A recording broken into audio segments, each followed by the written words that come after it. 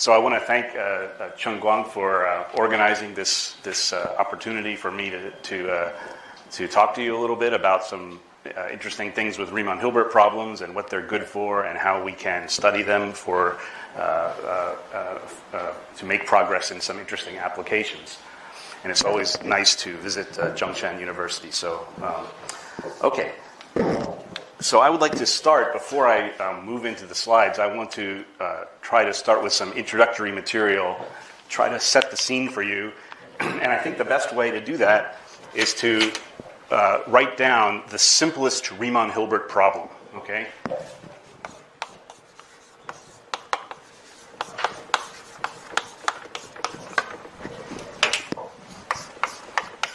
So RHP will be a Riemann-Hilbert problem.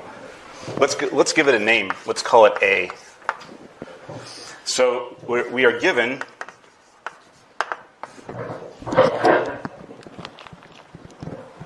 a smooth function V from the unit circle in the complex plane to the complex numbers. So S1 is the set of all complex numbers Z, such that the modulus of Z is equal to 1. Oops. So we have a smooth function V, which is defined on the unit circle, and we are to find functions, two of them actually, m plus of Z and m minus of Z. And these functions are meant to be analytic functions. They're analytic functions for the modulus of Z less than 1, which is the interior of the unit circle in the case of m plus, and the modulus of Z greater than 1, respectively, for m minus. Okay? With additional properties that m minus of infinity should be 0. So the function that's analytic in the exterior should decay to 0 as Z goes off to infinity, and such that the following formula holds true. So if I evaluate m plus, that's the interior function, and I evaluate it on the boundary. So e to the I theta is a point on the unit circle. That should be the same thing as the exterior function, boundary value from the outside, evaluated at the same point on the unit circle, plus the given information, which is this function V. Okay, and this is supposed to hold for all theta between minus pi and pi, like that. So we pick up every point on the unit circle. And this kind of a formula shows up all over the place in the theory. This is called the jump condition. Okay. So the picture is that there's the circle here in the complex plane. This is S1. And then we have m plus, which is supposed to be analytic in the interior, m minus, which is supposed to be analytic in the exterior. And these two functions are related on this circle by the function V and this jump condition. Okay? All right.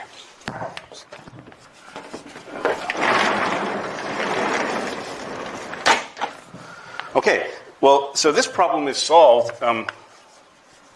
It's solved by the relation between Fourier series and Taylor or Laurent series. Okay, so this function m plus is supposed to be an analytic function inside of the unit circle. And that means that it has a Taylor series, right? So we can write it like this. It's equal to a sum, n goes from 0 to infinity, of some coefficient, say a sub n, z to the n, okay? And this is convergent, at least, for the absolute value of z less than 1. So the radius of convergence of this series is at least 1, is the point. And likewise, m minus of z, it has not a Taylor expansion. It's somehow defined in the exterior, but it has a Laurent series, which has the negative powers. So n goes from minus infinity, and we have to stop at minus 1 because we want m minus of infinity to be 0. So we put some coefficients b sub n here, and z to the n, and this is convergent at least for absolute value of z greater than 1. Okay?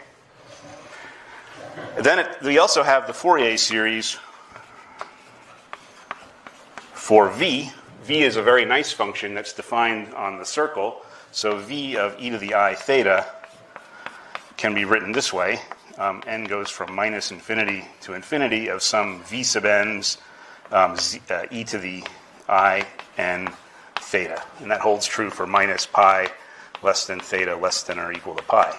So this is a Fourier series, and these are Taylor and Laurent series. Okay? But now we can take these and put them into the jump conditions. So here we should set z equals e to the I theta, and then this will become an e to the I n theta. And this, I would also replace this z to the power n with an e to the I n theta. And so the jump condition takes this form. So we have the sum n0 to infinity a sub n e to the I n theta. That's the left-hand side. That's equal to the sum n goes from minus infinity to minus 1 of b sub n e to the I n theta. That's the m minus evaluated on the circle. And then finally there's the other terms here. N goes from minus infinity to infinity v sub n e to the I n theta. Okay, so now this is an identity on a Fourier series. And we may just project the different modes out, if you like, or multiply by e to the minus I m theta and integrate, or however you like to do it. So project. And we find that a sub n has to be equal to v sub n for n 0, 1, 2, 3, and so on. And b sub n is minus v sub n for n minus 1, minus 2, minus 3, and so on, like that. So now we know the Taylor coefficients of these two Taylor and Laurent expansions, and we have the solution of the problem. Okay. So we may ask this question, so is the solution unique?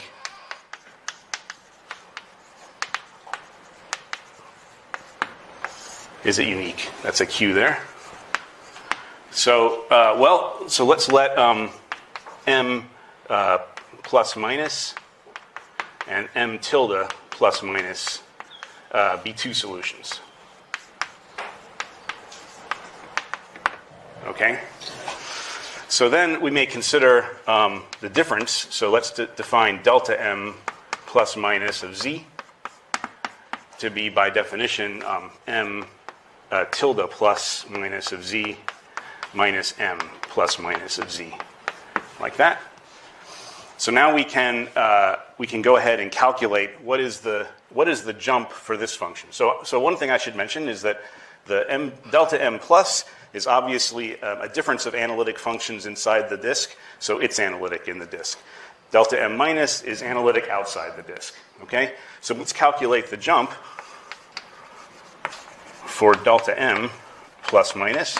So delta m plus of e to the I theta is, that's m tilde plus of e to the I theta minus m plus of e to the I theta. M tilde plus and m plus both solve the same jump condition. So m tilde plus is m tilde minus e to the I theta plus v e to the I theta. And then we subtract m minus e to the I theta minus v e to the I theta. And the v's will cancel. And so this is exactly the same thing as delta m minus of e to the I theta. Okay, so this means that if we regard, let's consider this function. So delta m of z without a plus or minus is just by definition equal to delta m plus of z when the modulus of z is less than 1, and delta m minus of z when the modulus of z is greater than 1. So it's typical that we will sometimes use just a single symbol for a piecewise analytic function in this fashion. Anyway, then you can see that delta m is a function which is analytic in the interior and exterior of the circle, and it has no jump across the circle. Okay? So, modulo understanding the nature of the boundary values, which I'm not going to go into right now, we may regard delta m of z as an entire function. So delta m of z is entire. And since in the exterior of the unit circle, both m tilde minus and m minus go to 0, delta m goes to 0 as well. So delta m of z goes to 0 as z goes to infinity. And consequently, by applying Liouville's theorem, we know that delta m of z is 0. So delta m of z is just 0, and that's by Liouville's theorem. Okay, just a complex analysis fact. All right, so there's only one solution of the problem, and we obtained it by separating the modes in the Fourier series from V. Now, there's another formula that's also interesting for solving the problem, and I would like to tell you about that now. So another equivalent solution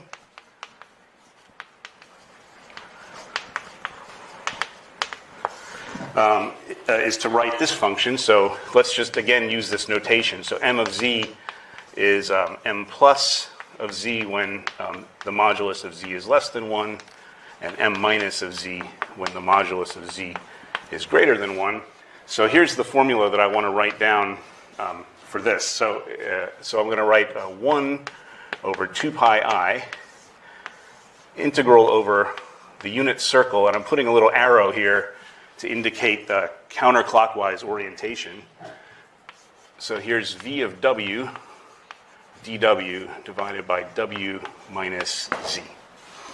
So this object here, this is called a Cauchy integral. That's a Cauchy integral with the density called v of w. We'll discuss that in some detail this afternoon. But anyway, that's what that is, and sometimes we may write this in this sort of compact notation. So we indicate the integration contour with a superscript. C is for Cauchy. This thing acts on v, this function, and it returns a function of z. Okay? So anyway, so you can show, maybe you can even see it from here, the integration contour is the circle, so as long as z is not on that contour, this will be an analytic function. So this is analytic for the modulus of z different from 1. So in the interior and the exterior, just as we need. Also, there's a 1 over z here, so when z goes off to infinity, this is going to go to 0. So it goes to 0 as z goes to infinity. So it's already fitting sort of the basic properties of the m, and the thing we need to check now is just the jump condition. So to calculate the jump, or to verify it, I should say, let's just assume that v is analytic on the circle. We don't really need that, but I'm going to assume that so I can draw some picture, okay? So then I want to calculate m plus of e to the I theta in this way. So here is the unit circle S1, okay, in the complex plane. Here is the point e to the I theta, like that, okay? So this is m plus, so I'm starting out with some z, which is in the interior, and what I want to do is let z tend to this point on the circle from inside, okay? So since the v in this formula is assumed to be analytic, I can actually deform this contour of integration a little bit. So I will follow the unit circle most of the time, like this. And then when I get close to e to the I theta, I'm going to make a little bubble like that. So this is my contour of integration for this Cauchy integral, okay? And once I've done that, there's no harm in just setting z equal to e to the I theta, and then I have the formula for the boundary value from the interior, okay? So that's how I'm going to calculate m plus, and likewise calculate m minus of z. This picture looks a little bit different. Here again is the circle. Here's the same point, e to the I theta, e to the I theta, like that. And so now I have my z is in the exterior, and I want to send it into this point like that. So now I'm going to take the contour to be dented in the other direction. So I'm going to sort of deform a little bit like this, like that, okay? So this is my contour of integration. And again, I may simply set z equals e to the I theta and keep this contour of integration. So then it's completely obvious from these two pictures that if I take m plus of e to the I theta as given by this formula, and I subtract m minus of e to the I theta, again as given by this formula but with different integration contours, the part that's following most of the unit circle will cancel, and I will just be left with these two little bubbles here. This one will be taken with the positive orientation because it's coming in here, and because of this minus, I'll reverse the arrow direction over here. So this is just the integral 1 over 2 pi I, and now we have a little circle surrounding the point e to the I theta. Just a little circle here, like this, okay, of the same integrand, v of w dw, divided by w minus z. Okay? And this one we can calculate by the standard residue theorem. So this is the residue theorem. And the answer here, there's only one pole inside, which is happening, sorry, this is e to the I theta. I forgot to write that way. So the pole is right there, and consequently all we do is take the value of v of e to the I theta, and this formula is nothing but that jump condition just rearranged, okay? So some sort of residue calculus allows us to calculate this result, assuming the analyticity of the v near this point, e to the I theta. We don't need that analyticity, and we'll dispense with it later. But I would like to say that this formula here, that's saying that somehow the difference of the boundary values of this Cauchy integral is equal to the density of that Cauchy integral at the corresponding point, this is called the formula of Plamelge. And it was discovered in 1908. Okay. All right. So, so that's the simplest Riemann-Hilbert problem. And now I would like to solve the next simplest one.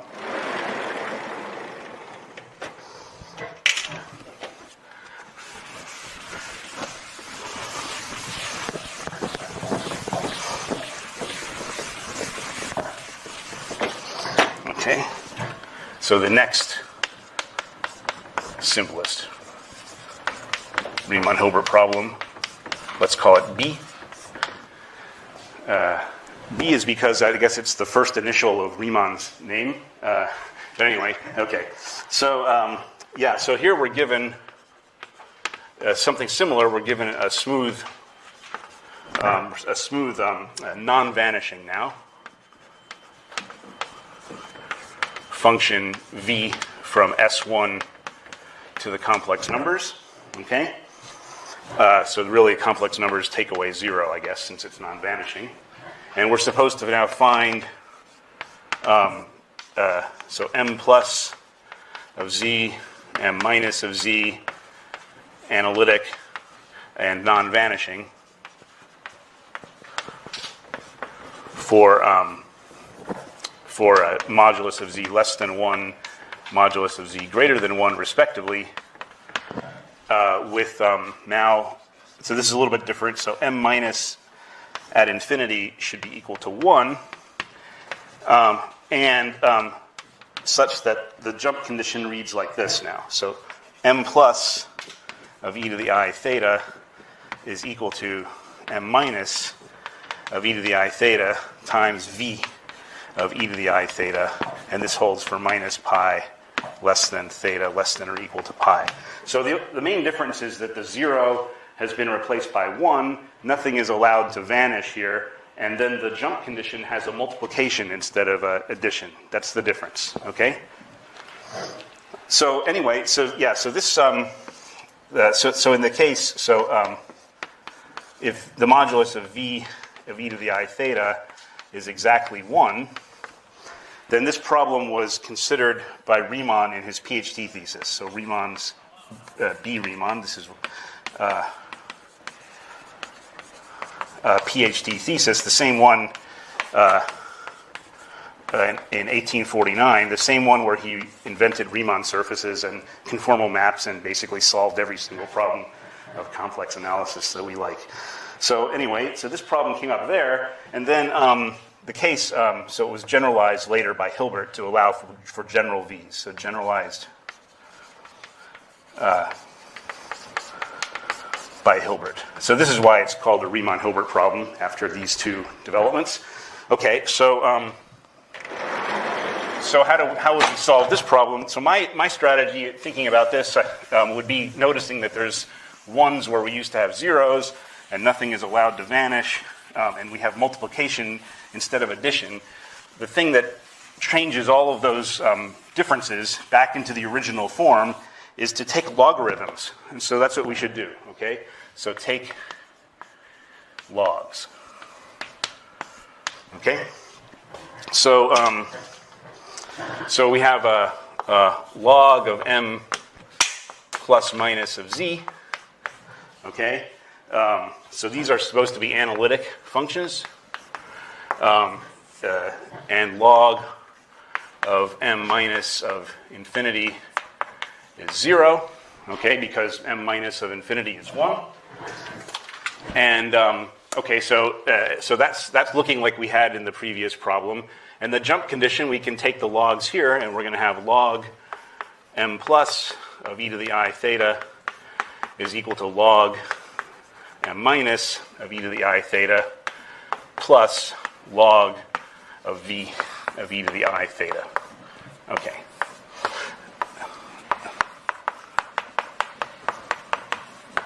So that's the jump condition. So this looks exactly like the problem we had before, and consequently, so we reduced the problem, to RHP A, I guess, okay?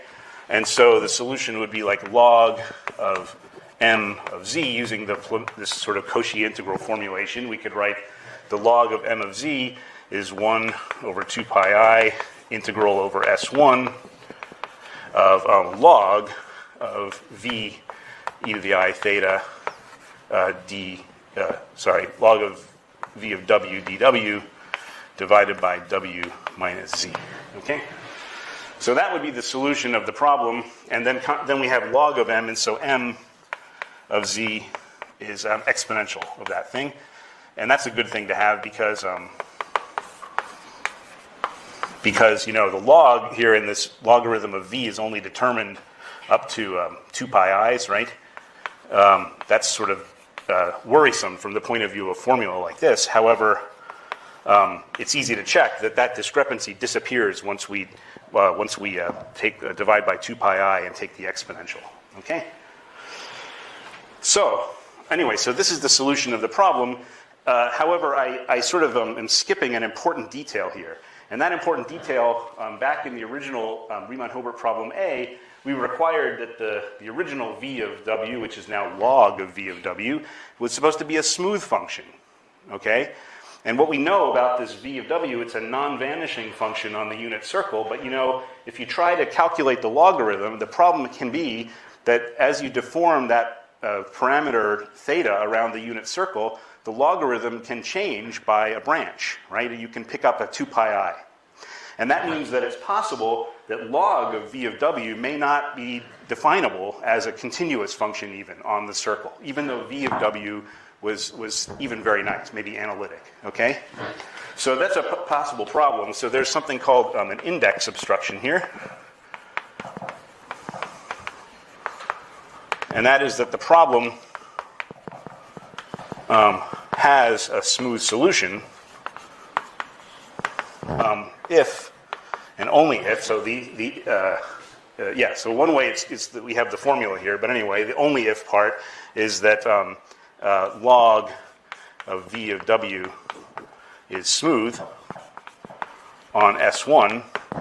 And what that means is that we require that if we should define something, an index of v, and the definition of that, it's the winding number of v, or if you like, it's 1 over 2 pi times the increment of the argument of the function v of w around the circle. Either way, this index has to be 0. So we require that the index is 0. Okay. So anyway, so if that's true, then this formula solves the Riemann-Hilbert problem, and otherwise there is no solution of the Riemann-Hilbert problem. Okay? So this notion of an index is really important. It's going to come up later on when we go into the theory of matrix Riemann-Hilbert problems, and that's what I want to go into lastly here. Okay. Yes? Is the modulus of the identical one necessary? No, not at all. So that's just the special case that Riemann considered. He was interested in some Schwartz reflection problem, and for him, the V turned out to have modulus 1. But later on, for other problems, it was interesting to allow it to be a more general, non-vanishing, complex valued function, and that's what Hilbert did. That was his generalization. Yeah.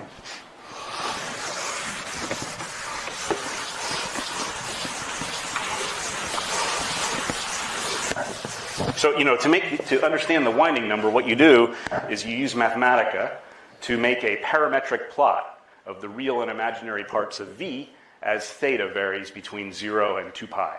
And when you do that, you will get a curve in the complex plane, and you just have to count the number of times that curve encloses the origin. That's the winding number. Okay? That has to be 0, otherwise there's no solution of the problem. Okay. So then, I want to discuss a matrix Riemann-Hilbert problem. Let's maybe call it C. Okay. So now we're given a n by n matrix function V. So V is from S1 on the unit circle again, and it should be an invertible matrix at every point. So GLN means the group of invertible matrices. Okay. So invertible n by n matrix function. Okay. So then we're supposed to find. So I should put 2 underlines here because it's a matrix. So I'm supposed to find another matrix function, m of z, which is also n by n. And it's equal to, in the usual way, m plus of z when the modulus of z is less than 1, and m minus of z when the modulus of z is bigger than 1. Okay? And this is supposed to be analytic. These are 2 analytic functions in the indicated domains. So I want the analog of the m minus goes to 1 condition over there. So that's going to be that m minus of infinity should be now, it's a matrix, so the n by n identity matrix goes here. That's the analog of 1, right? Okay. And the jump condition now is going to read like matrix multiplication. So m plus of e to the I theta is m minus of e to the I theta times v of e to the I theta for theta between minus pi and pi. Okay? So this is the matrix version of the problem. And, I'd say the problem looks the same, except that all the symbols have been replaced by capital letters with double underlines on them. But, the big difference between matrices and scalars when it comes to multiplication, which is what we're doing in the jump condition, is that scalars have a commutative multiplication law and matrices don't. That's the fundamental difference. And so the fact of the matter is that since matrix multiplication is non-commutative, so that's the key thing. So because that's the case, we can define a logarithm of a matrix. That's not a problem. But the problem is trying to get the multiplication to turn into a sum. So we can't take logs, matrix logs, to get what we'll call an additive problem. And that is the thing. So this is a harder problem than B, even though it looks quite similar. And so what we really need here is we really require a more sophisticated theory. And that's really what I want to try to explain a little bit of in these lectures, is what is this more sophisticated theory and how do you use it to solve problems like Riemann-Hilbert problem C. Okay, so now I want to mention some history of the subject. So we already mentioned Riemann and we mentioned Hilbert and their contributions. We even mentioned Plamelge. But another touchstone in the theory comes in 1900. So then we have David Hilbert again.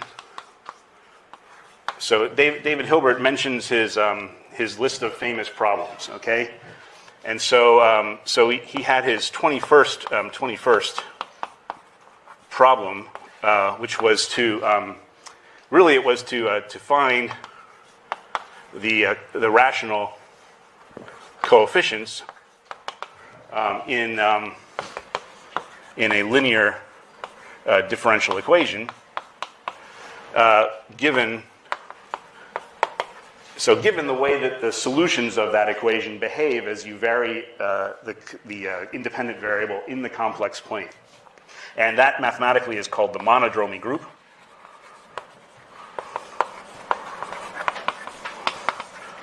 So if you're given the monodromy group of the differential equation, what are the coefficients in the equation? So that was his 21st problem.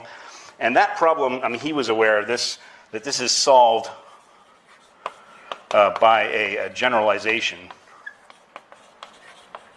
of this Riemann-Hilbert problem C, this one over here, the matrix problem, okay? So that's another important point. Then we mentioned already in 1908, we have Plamelge finding this formula for solving the scalar additive problem. And actually, he found it independently, but he wasn't the first, because in 1868, also Cauchy found it. The same formula, but in also studying the Riemann-Hilbert problem, but they were not reading the same literature. Okay. So then we come to the 1930s and 1940s. And here there was a great resurgence of interest in these Riemann-Hilbert problems because they are connected with some physics problems. And the school that was really developing theory here is the Georgian school. Georgian means Tbilisi, not Atlanta. So the Georgian school. So here we have people like, the leader really was Muskelishvili. But other people involved were Gatkov and also Vekua and so on. So there was a whole school, and lots of important existence and uniqueness results were coming out in that period of time. Then we come to the 1960s, 1970s. So in this period, what happened is that the theory was put in a kind of a functional analytic framework.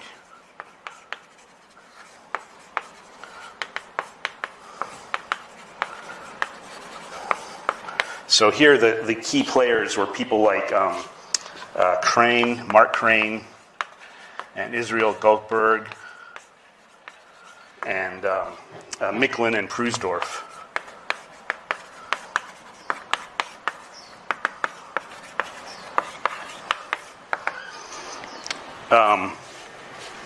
Okay.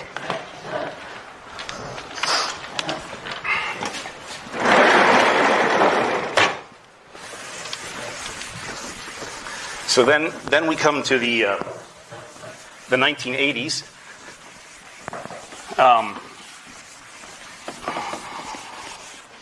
So 1980s.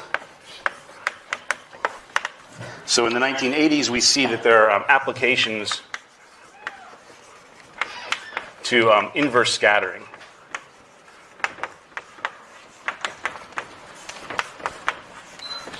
Inverse scattering problems connected with integrable systems. And so here the names I like to think of here are Beals and Koifman and Shinjo. All right. And then the 1990s. So here what came online, this is really important. For the first time in the 1990s, we see some kind of effective strategy for solving Riemann-Hilbert problems that have a parameter in them. So these are asymptotic methods for Riemann-Hilbert problems, with a large parameter. And so there's something called the steepest descent method for Riemann-Hilbert problems, which I hope to explain to you in these lectures. And this was a work of Percy Daift and Shinjo. Okay. All right. So then I would like to just finish this little introduction part by telling you some applications of Riemann-Hilbert problems. Why might you be interested in them?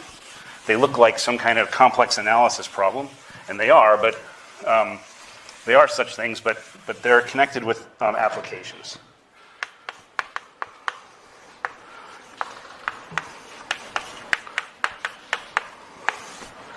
So the first ones I'm going to mention are sort of mechanical things. So there's fluid mechanics problems. So in particular, what I'm thinking of here are problems with interfaces in potential flow. For example, internal waves. So here the idea is that there's a fluid, and somehow in different domains of the fluid there's a Laplace equation, and that means that there's analytic functions. And then those functions are joined on some interface that's moving around, and you'd like to figure out how it's moving. That leads you to consider Riemann-Hilbert problems. There's also a related problem of elasticity theory, and in particular so-called contact mechanics. So the problem is, like, what happens if you have a stamp and you push the stamp into something that's a little bit elastic? And what is the region of contact between the stamp and the elastic domain, and so on? And this is actually the problem that was most interesting to this Tbilisi school. Okay. The Georgian school. So then another sort of classical area is integral equations. And so here, you may have heard that there's some method sometimes for solving integral equations called the Wiener-Hopf factorization method.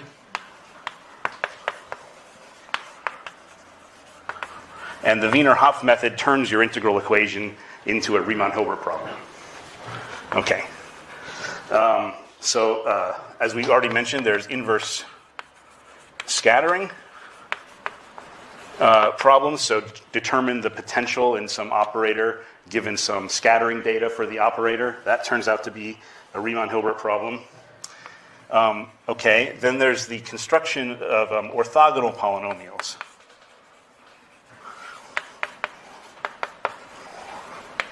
An extremely classical area of mathematics, but the connection to Riemann-Hilbert problems only came in the 1990s.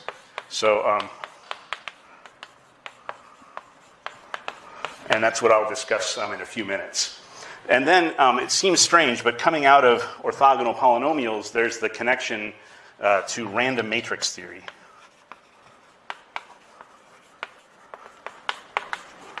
And that's due to some results of Gaudin and Mehta that connected statistics of certain random matrix ensembles with properties of orthogonal polynomials. And if those are connected to Riemann-Hilbert problems, you have such a link that allows you to compute random matrix statistics. Okay.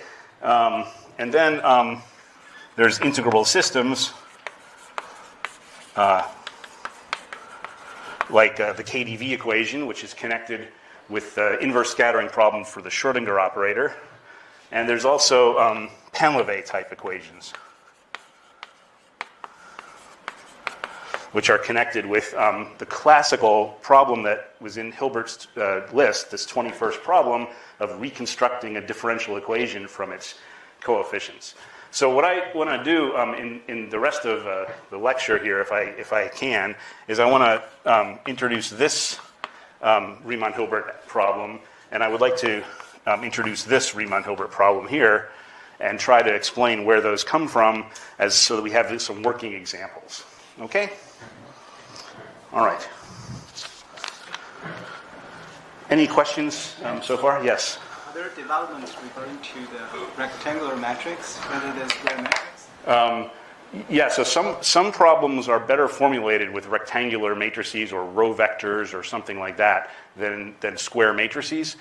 But those, so there is a theory for such things, but those are more difficult because you cannot invert these things, right? That's fundamentally something that's very handy in the theory, as you'll see. But there are some problems that are treated by such things, yeah.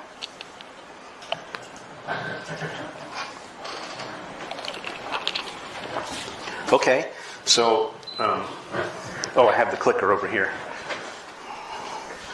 All right. So, let's discuss orthogonal polynomials and how they're connected with Riemann-Hilbert problems. So orthogonal polynomials are orthogonal with respect to some given weight function on the real line.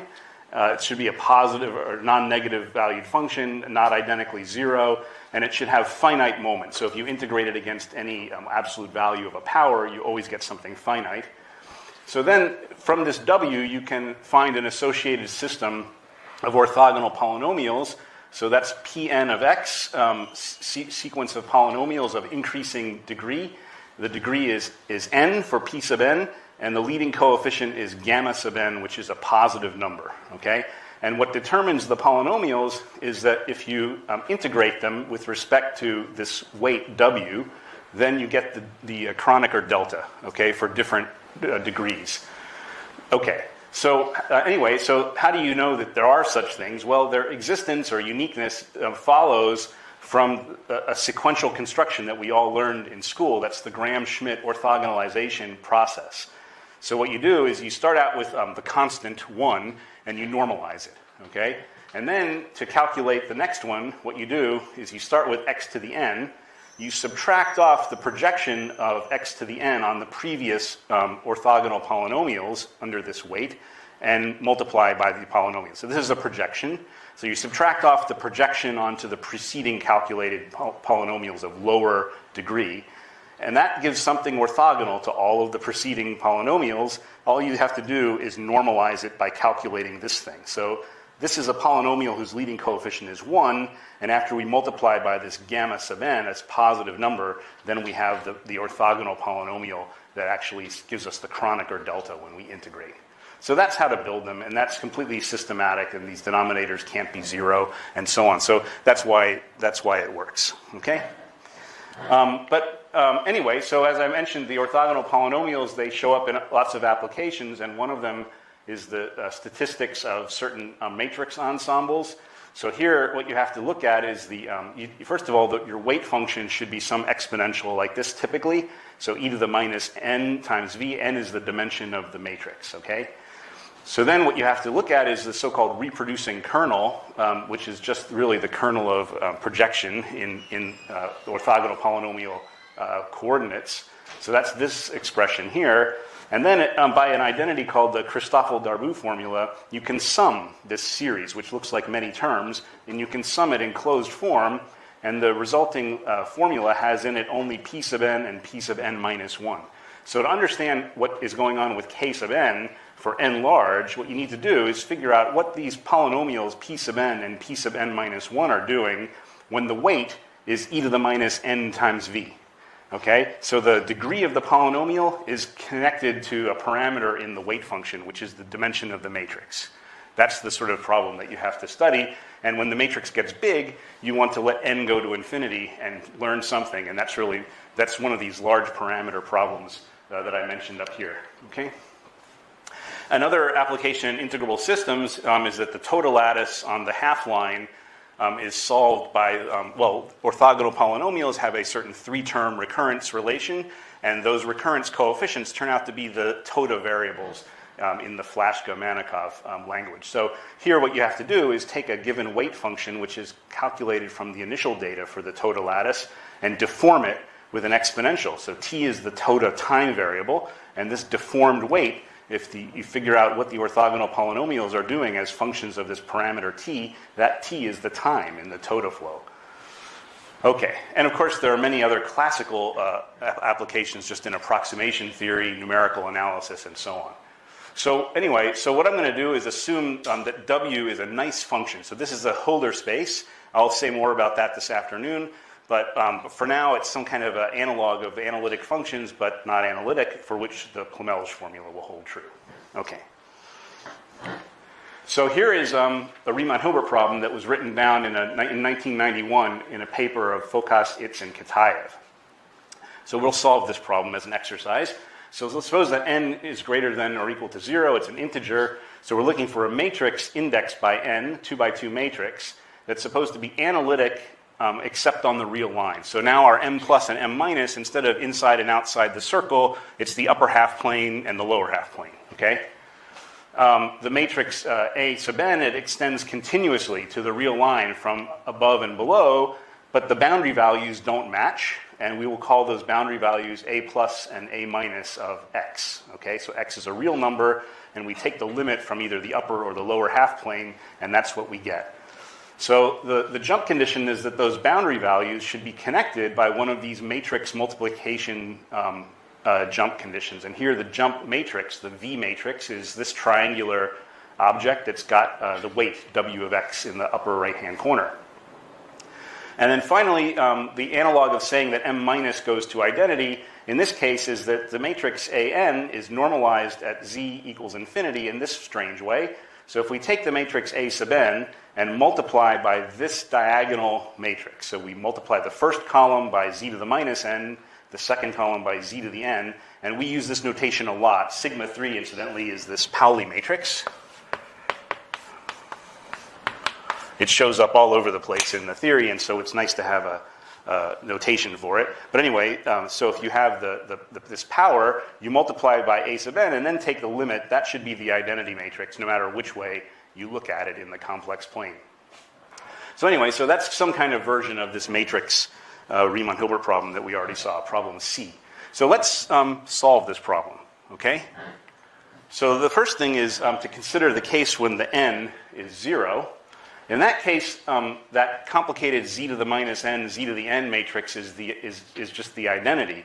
And so the normalization condition is that the matrix A should just go to the identity matrix as z goes off to infinity. So in this case, what you have is a triangular jump matrix with ones on the diagonal, and that the matrix should tend to such a matrix with 0 on the off diagonal. And so we can solve such a problem by assuming a triangular matrix ansatz. So we take A0 of z as 1, 1, 0, and something over here, and we want this something to be such that the difference of its boundary values is exactly the function w, because that is what shows up in our jump condition here, right? So what I'm saying is that, actually, here's what I'm saying, is that if you multiply upper triangular matrices together, that's a homomorphism of matrix multiplication into scalar addition. That's the point, okay? So this problem is the same thing as Riemann-Hilbert problem A at the beginning of the talk, the simplest possible one. That's what it really is. So when n is 0, we can use that method, and here's this Cauchy integral formula again. Now, instead of the circle, we're integrating on the real line, and then this gives us the solution of our problem if we put it in the 1, 2 entry of this 2 by 2 matrix. So that's the answer when n is 0, but we want to solve the problem for any n bigger than or equal to 0, so we have to somehow generalize the thinking, and that's what we'll do next. So suppose that n is a positive integer now, and let's look at the first column of the jump relation. That is something about the first column of the matrix A. So actually, the first column of the jump matrix is 1, 0, and that means that there's no jump at all for the first column. So the first column entries have no jump at all on the real line. And so since these are supposed to be analytic functions in the complement of the real line, and they take continuous boundary values that agree, we may return to this uniqueness idea that we mentioned early to say that actually these things have to be entire functions of the complex variable z. So there's some technical way to prove that using Morera's theorem and the generalized Cauchy integral theorem, but the point is two analytic functions that agree along a curve, they are actually analytic in the neighborhood of that curve. So these are entire functions of the complex variable z. All right, well, what kind of entire functions are they?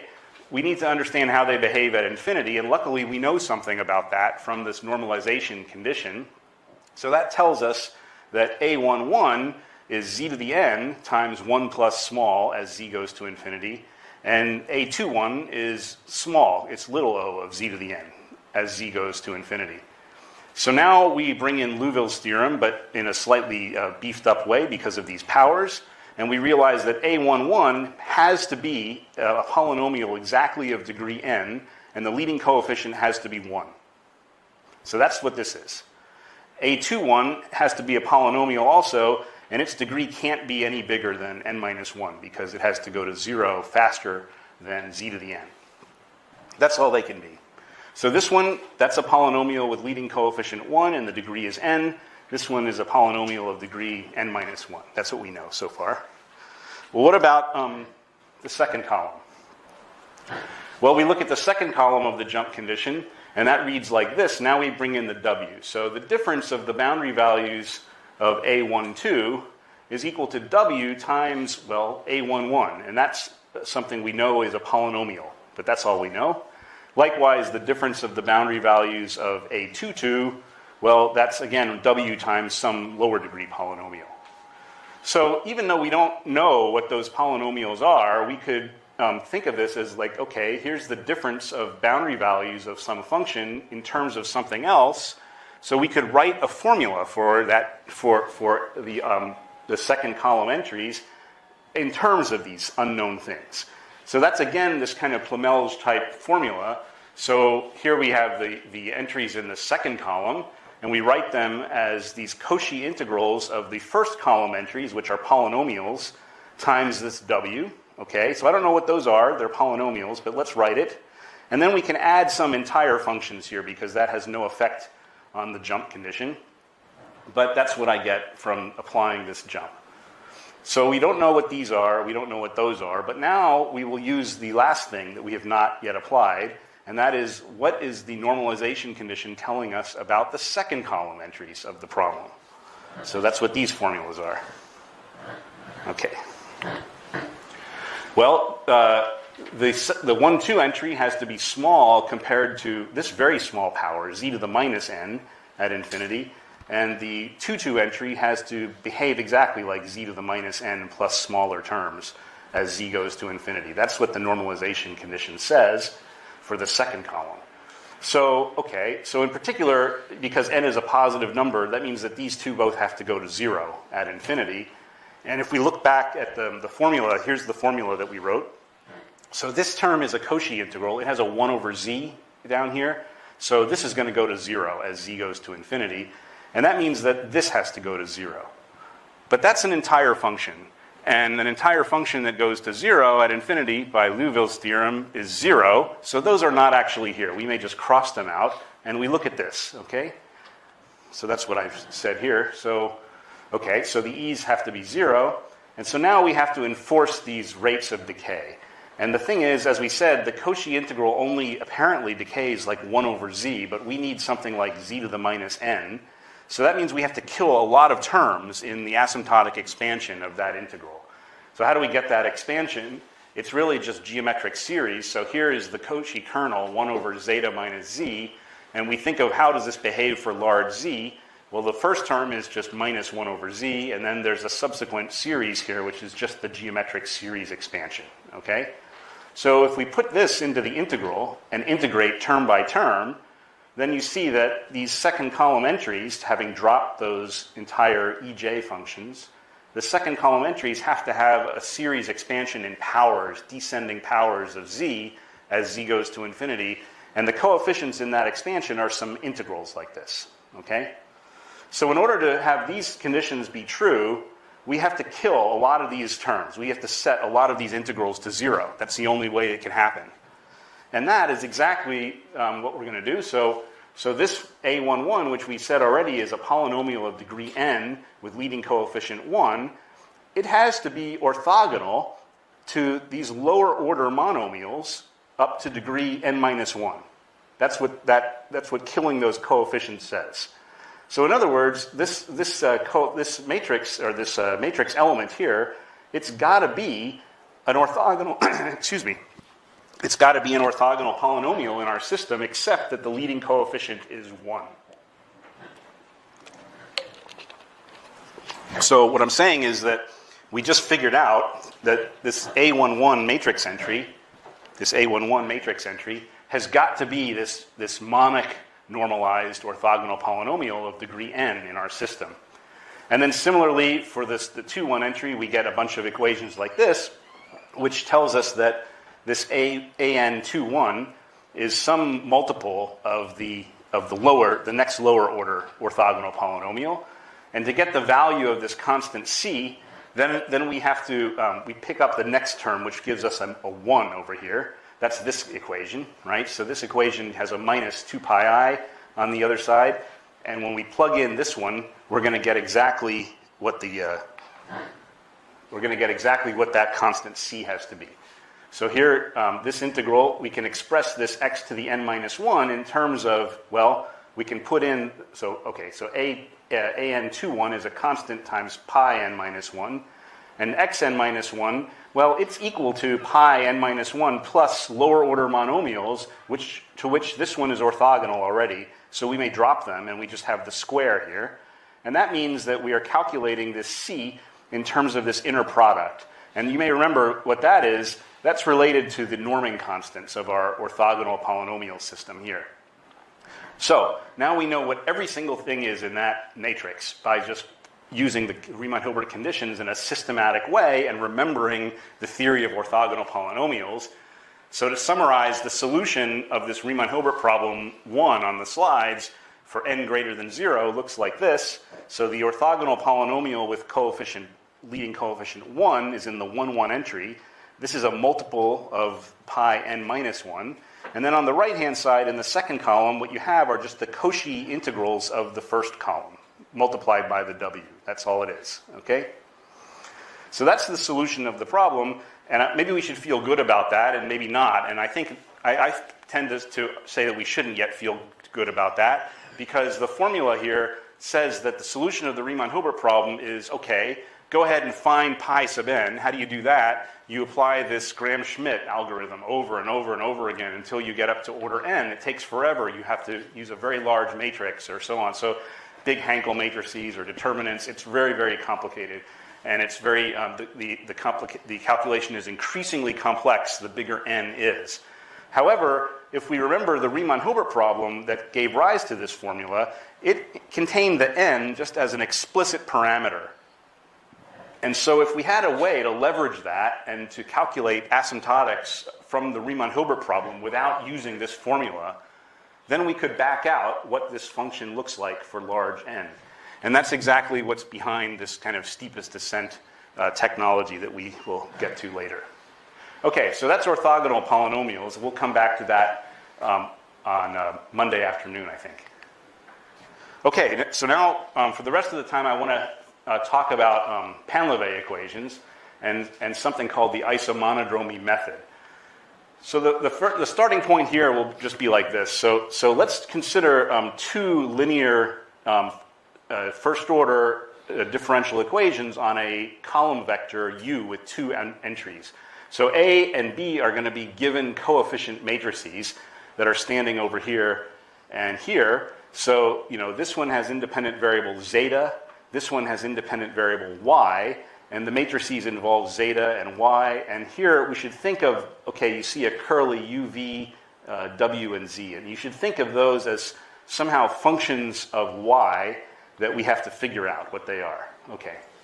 But in any case, if we think about this so-called lax pair of ordinary differential equations, linear ordinary differential equations, we may come to the realization that generally speaking, if someone just hands you these two matrices, you cannot find simultaneous solutions of these two linear problems. These two linear problems have to be compatible in some way, and that compatibility is really easy to calculate because all you do is assume that the u has mixed partial derivatives with respect to zeta and y that commute with each other in the usual way, okay? Just Clairaut's theorem or something from calculus. So you take the y derivative on the left-hand side, and that's a product rule calculation over here, right? So you have the derivative of a with respect to y times u plus a times u sub y. Oh, and u sub y is this thing over here. And then likewise, you take the zeta derivative of this equation, okay? And you compare those two and demand that they are equal, those mixed partials. That gives rise to an equation like this on the coefficient matrices A and B. So these are the coefficient matrices. You should plug them in. This is, by the way, just the matrix commutator, AB minus BA. That's all it is. So if these matrices satisfy this compatibility condition, then you may expect that there's going to be simultaneous solutions, U, of both of these equations. Okay? Well, what is this? Well, the A and the B these are polynomials in zeta, quadratic and linear, respectively. Okay? So that means like this thing here is going to have terms that are, I guess, cubic polynomial terms here. And this will have linear terms, and this will have constant terms because it's a derivative with respect to zeta. And this one here will have quadratic terms. So really, this left-hand side is a polynomial in zeta, okay? And then you can just set the coefficients of that polynomial to 0, and you're going to get a bunch of identities on these functions u and v and w and z, which depend on y, and those equations are here. So this is a nonlinear first-order system of ordinary differential equations that have to be satisfied by those four functions in order that you can find simultaneous solutions of the Lax pair equations. That's what they are.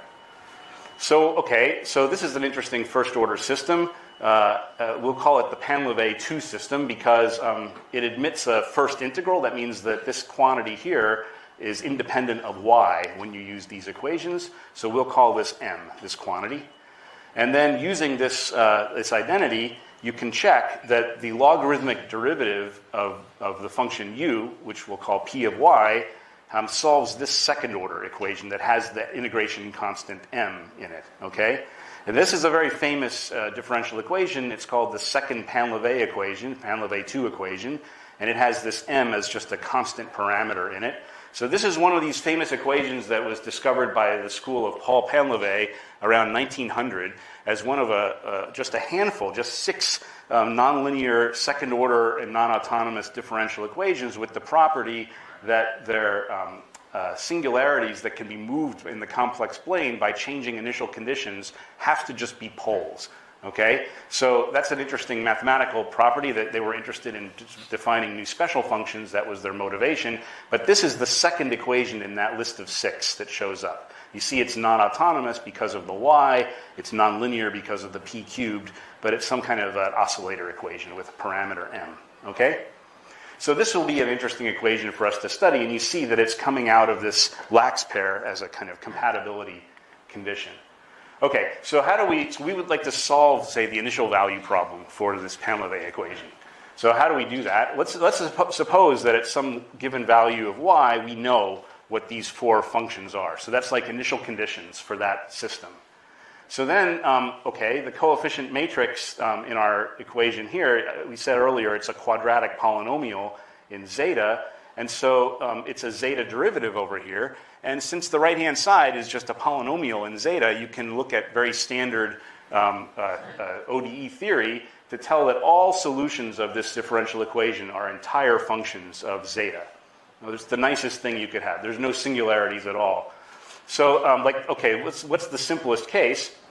So the simplest case is to suppose that at some y value, all 4 of these functions are just 0. So that's like a special initial condition, maybe. So then you can set this matrix to 0 here, and this becomes a diagonal matrix minus a half y times sigma 3, and this is already a sigma 3 matrix. So now you can just solve the system, And the general solution of this equation is just written like this. So it's just some vectors, constant vectors, times this exponential zeta cubed plus y zeta, plus or minus. Okay? That's it. So it's the general solution actually for all y, it turns out, in the complex numbers, because if the initial conditions are 0, then the solution of the system is the 0 function for all 4, okay? So this is sort of all you get. So anyway, so we see these exponentials here, and we start getting the idea that what we should try to do, if we know the initial conditions up here, is we should plug them into the matrix A, and we should try to solve this equation and see what we can get. And generally, we're not going to get as lucky as this, but maybe we can get some approximate solutions, okay? We can get some expansions. So that's the idea, is to develop some sort of, we're motivating the construction of some formal series solutions that are going to be asymptotically valid as zeta goes to infinity. In some sectors, it turns out, of the complex plane. So the assumption is that U should sort of have some expansion like this. So there again is our exponential factor. And then we're going to have a series in descending powers of zeta, and it turns out that you have to put in some other power factor here, minus zeta to the power p, for some p that we have to figure out. So the game is to plug this into the differential equation, find p, and find these u sub n's, okay? So anyway, so it's one of these exercises. You jam it in, and you collect the different powers of zeta, and you get a hierarchy of equations. So a tilde 2 times u0 is 0, a tilde 2 times u1 is this thing, a tilde 2 times u2 is that thing, and so on. Then you get a general pattern after these first few, which looks like this. So the thing is, we'd like to think of solving for these u's successively in order, right? It looks reasonable. But the problem is that this A2 is, well, it's the original A2 matrix minus negative 3/2 identity. And A2 already was a matrix with plus and minus 3/2 on the diagonal. So that means that A2 tilde is not a matrix with an inverse. So we can't solve these equations, actually, in the way you would think. But there is a way to solve them, and you have to leverage this P, as it turns out. What is A1? Sorry. Capital A1. Capital A1 is just, it's this matrix here. Oh, okay. So we're assuming that we know. We're given the U, the V, the W, and the Z, and the Y, and we're just trying to solve the differential equation in zeta. That's all, okay? So anyway, so we're going to have a problem because the A2 tilde matrix that's in all these equations is not invertible. So that's what this says. So that's what A2 tilde actually is. So its kernel is spanned by 1, 0. Its range is spanned by 0, 1. And what it means is that at every level of the hierarchy, there's some solvability condition, which is that the first component of the right-hand side has to be 0. And there's also a new ambiguity that shows up because the first component of the solution is arbitrary. So that's what's happening. So, okay, what does that mean? Well, let's introduce components, an and bn, for the u vector, and just see what comes out. So now we just write it out. So we're alternating first component, second component, second component, and so on, okay? So there's a bunch of equations. The ones with the zeros on the left-hand side, those are the solvability conditions for the problem. And then at every level, there's this ambiguity that creeps in. So that's what we have to do. We have to solve this system in kind of in order in some way. So, obviously B0 is 0, and then this is true automatically, and then B1 is that number, whatever it is, and so on. So you try to go in order, but there's going to be some interesting things to take into account. So it turns out that these equations don't determine A0. That's going to be arbitrary, and it should be non-zero to have a non-trivial expansion. But everything else is determined once you pick the A0. So we will, at the end, set A0 to 1.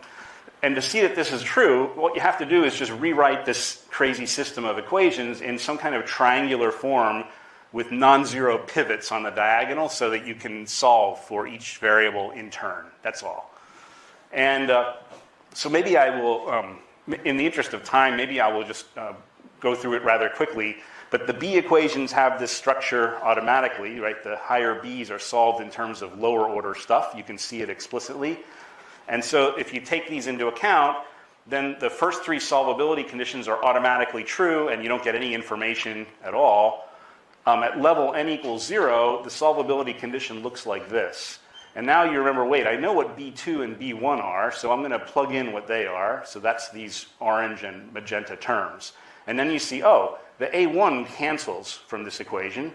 And so I get that A0 times some stuff should be equal to 0. So either A0 is 0 or P is this thing. And since we don't want A0 to be 0, that would give us the trivial solution.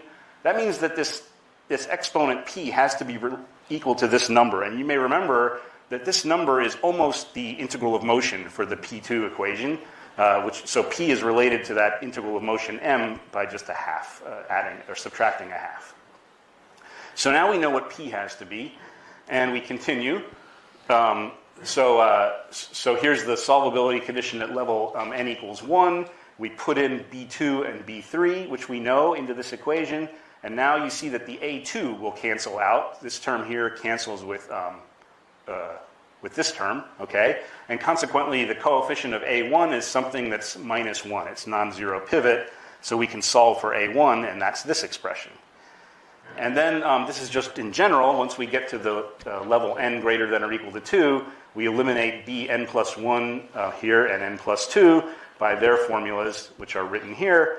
And then one gets this crazy thing. But the point is that an plus 1 goes away, and the coefficient of a sub n is minus n, which is definitely not 0. So you can solve for a sub n explicitly. So that's how we arrange the system of equations. And now you see that all of the coefficients are determined unambiguously, and we know what that index p is. So we're kind of done.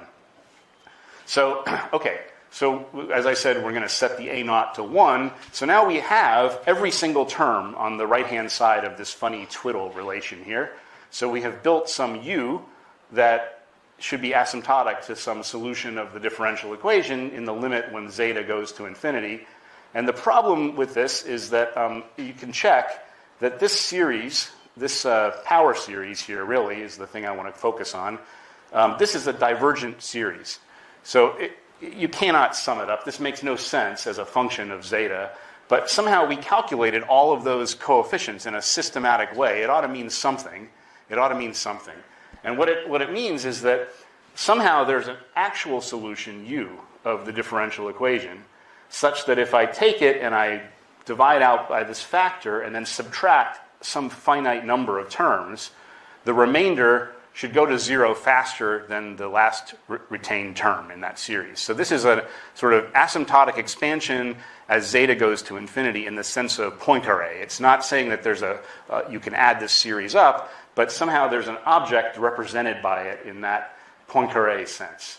So, okay, so we're going to be able to build 4 solutions, as it happens, of the differential equation.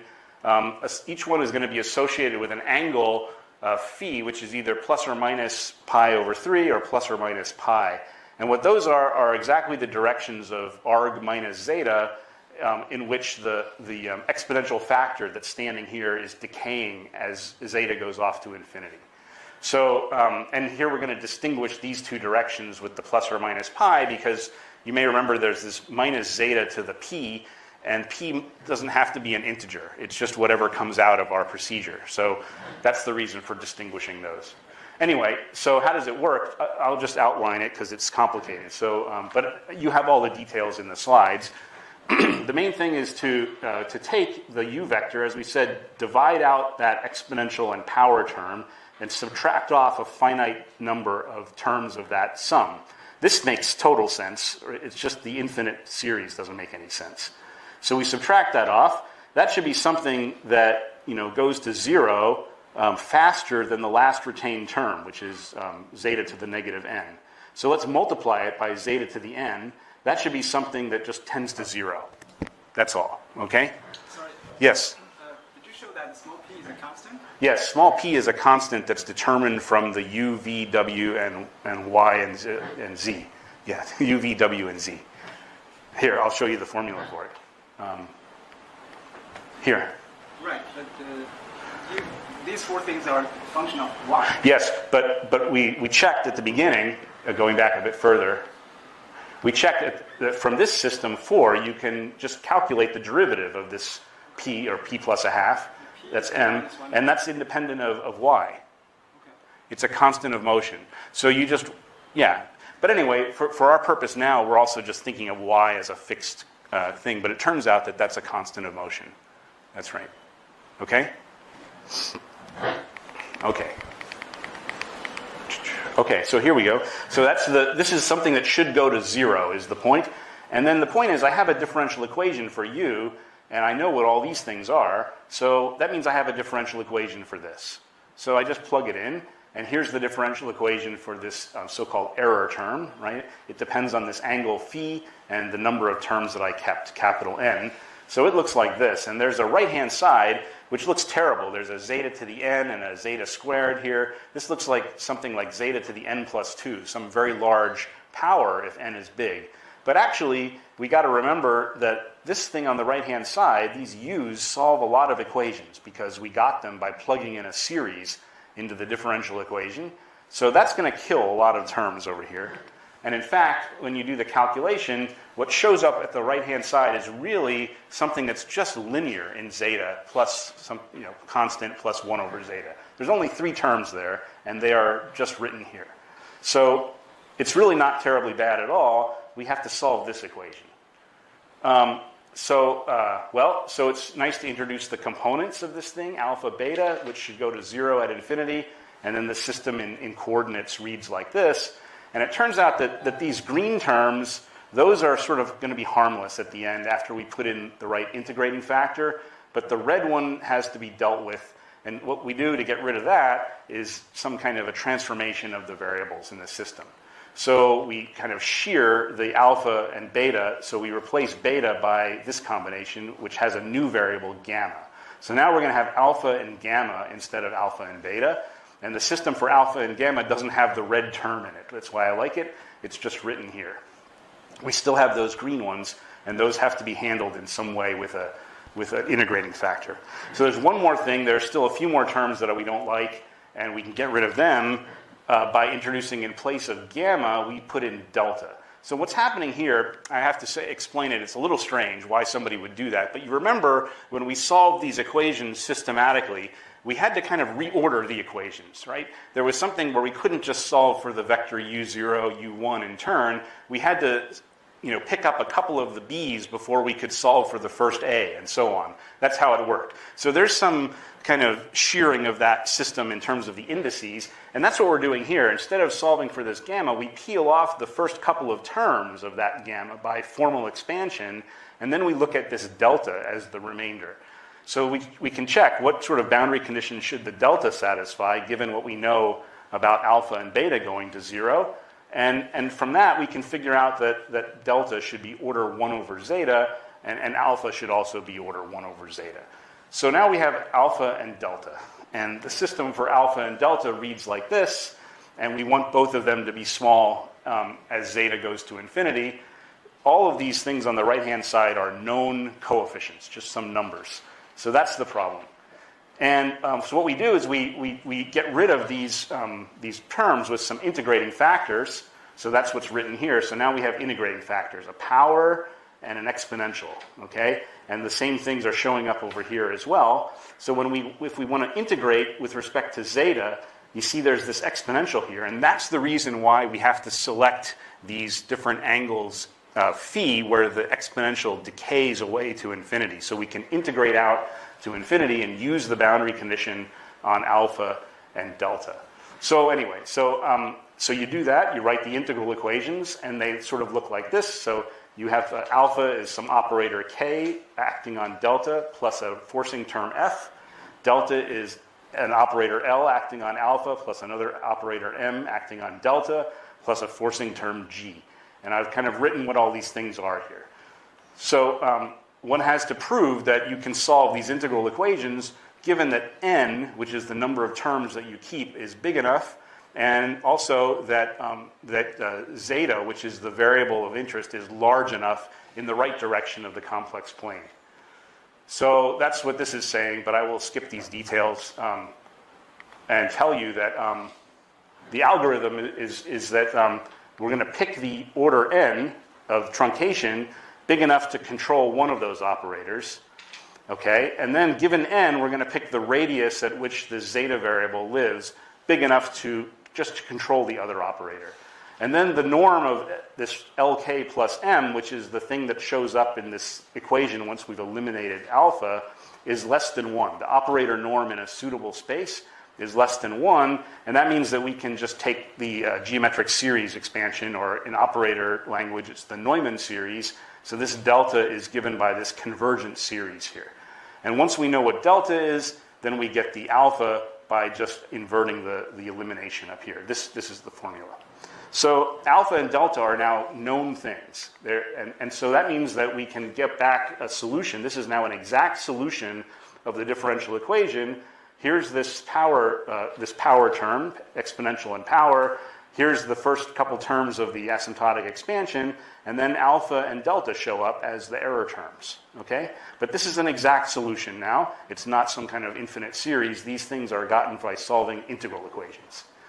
And the uniqueness for the solutions of the integral equations tells you that this u plus does not actually depend on this truncation order n. It looks like it does here, but actually it doesn't.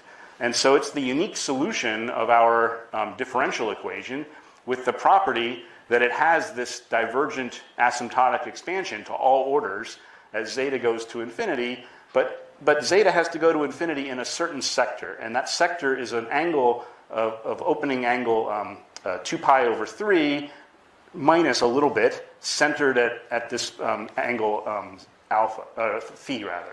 So we picked, phi is one of 4 angles, and given that, we get, for each of them, we get a solution here that has the same exact asymptotic expansion in all these different circumstances. So 4 solutions, each has the same asymptotic expansion. So you might say they must be the same, but that's not necessarily the case. This is the classical Stokes phenomenon that can happen for a differential equation, that different functions solving the same differential equation can have the same asymptotic expansion to all orders. So that's what's happening here. But anyway, this is the construction of those. So then we recall that A0 is 1 and B0 is 0, so this vector, the U0 vector, is 1, 0. And then B1 is related to A0 in this way, and B2 is related to A1 and A0 in this way. And that means that from any of these solutions, if we can build them, we can pick off the V and the Z by looking at the coefficients B1, B2, A1, and B1. Okay?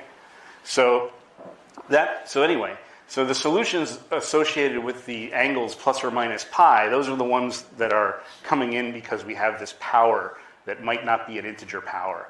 And because it's not an integer power, it's easy to relate those two solutions. They're just related by an exponential multiplier. So they're almost the same thing, just a constant multiple, okay? So we have those 4 solutions, 2 of them very closely related, and from any of them we may extract what V and Z are, just by picking off coefficients at infinity. In a very similar way, we could go back and we could pick different angles over here and get an expansion involving the other exponential. So instead of plus 1/2 theta, we put minus 1/2 theta here, and we write a series for that, collect the coefficients, and play the games with the integral equations. And so now for these angles, now there's 3 of them, phi is 0 plus or minus 2 pi over 3. We again get 3 different solutions of the differential equation that have this asymptotic expansion, the same expansion for all 3, as zeta goes to infinity in some different sectors of the complex plane. And from each of those solutions, you can get u and w by picking off the right coefficients at infinity. Okay. Yes?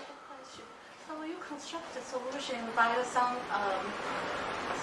control integral converged near the infinity. Yes. So how to prove it?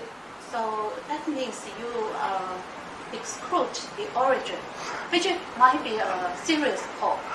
Well, so we know because the coefficient matrix for our system is a polynomial in zeta, quadratic polynomial in zeta, all the solutions of the differential equation are entire functions. So there cannot be any pole anywhere.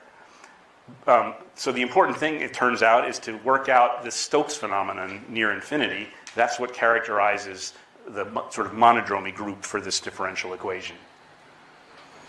But there's no pole. There cannot be a pole. That's the representation for contour is Lorentz expansion. Right. So I mean, from the series expansion, you cannot tell that there's no pole. But from the differential equation itself, you know that there cannot be a pole because the coefficients are polynomials, right? And it's a linear equation, right? So That's why every time you just quickly compute unique solution.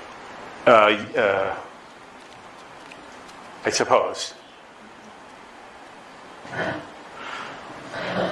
Okay, so anyway, so this is sort of what the picture looks like. So if we consider the solutions with the plus sign that correspond to the exponent theta over 2, right? So then there's 4 of them, plus or minus pi angle, plus or minus pi over 3 angle. Those are sort of shown in this picture. So you pick one of those angles. Here's phi is equal to minus pi over 3. That's the angle arg minus zeta, okay?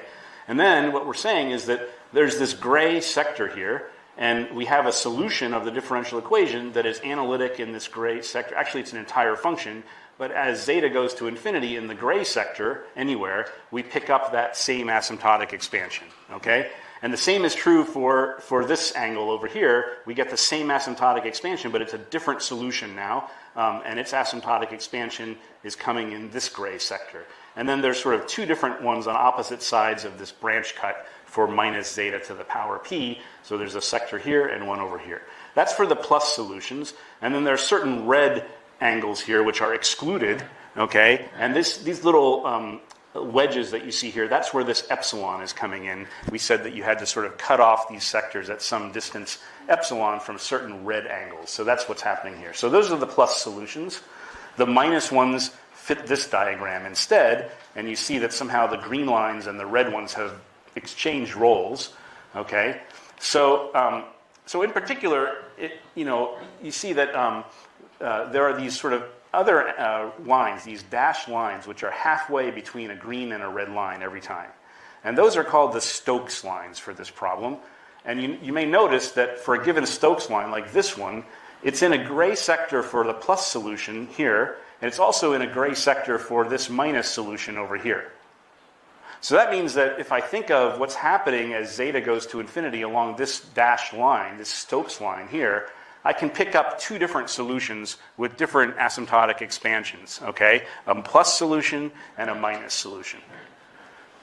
So there are 6 of these Stokes rays. Arg minus zeta are taking these values. Those are the dashed lines in the figures.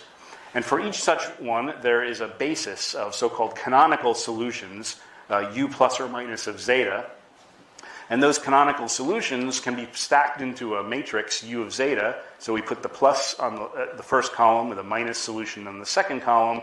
And then this matrix solution behaves like this as zeta goes to infinity along that dashed line, okay? So identity plus small, this is that whole infinite series, if you like, showing up with all the ANs and BNs and CNs and DNs. And then there's the exponential matrix here. This is a diagonal matrix of this type with the sigma 3 again. It's an exponential matrix like that. And then there's the power showing up, okay? So since this coefficient matrix in our system A has 0 trace, then there's Abel's theorem in differential equations that tells you that determinants of solution matrices like this are independent of zeta. And so then you could take the determinant here. So these are diagonal matrices with reciprocal elements on the diagonal. So they both have determinant 1. And then this is determinant of identity plus small. So if we let zeta go to infinity, we have determinant of the identity matrix, which is 1. And that determinant can't depend on zeta. That means it's exactly equal to 1. So in particular, this matrix U of zeta associated with each of those dashed rays is a fundamental solution matrix for our differential equation. So for example, if we take the Stokes ray, arg minus zeta is pi over 2. So that's, I guess, this downward ray like this. It carries the canonical solution matrix built out of this plus solution and this particular minus solution. Okay. So now we have these canonical solution matrices, and now each one of those canonical solution matrices, remember, it's an entire function. Its components are all entire functions of zeta because they come from solving a differential equation with a quadratic polynomial coefficient. So they're all entire functions.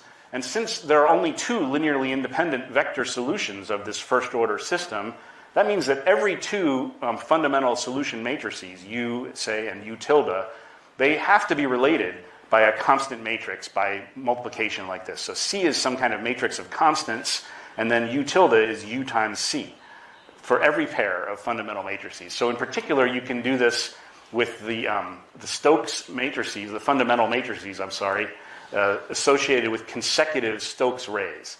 So if we enumerate those dashed lines, those 6 dashed lines in counterclockwise order, so we start at angle arg minus zeta is negative 5 over 6 times pi, and we just count 1 to 6 like that. So then we can write U sub k of zeta for the corresponding matrix that is associated with this ray.